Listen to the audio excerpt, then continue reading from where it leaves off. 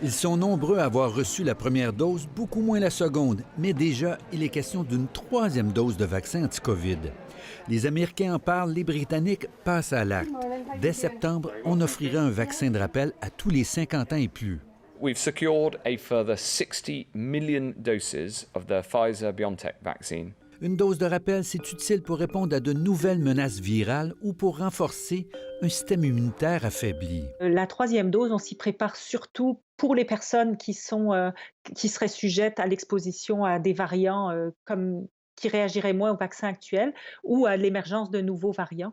Ou alors aussi la troisième dose, on en parle beaucoup pour les personnes qui sont immunosupprimées. C'est bon, vous êtes prêts?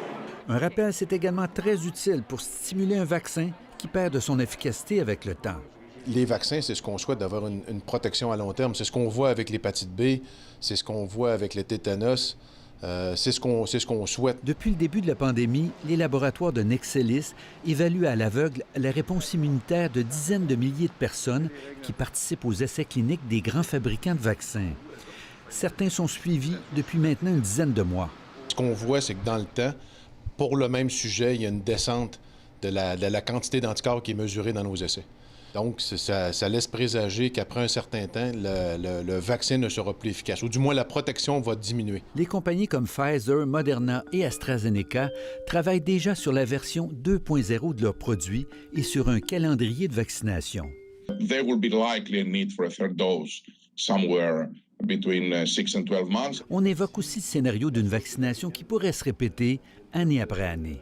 C'est un peu comme le vaccin de la grippe. Le vaccin de la grippe, il y a les mêmes souches qui se retrouvent à l'occasion dans le vaccin. On sait que la protection à long terme n'existe pas, donc on revaccine à ce niveau-là.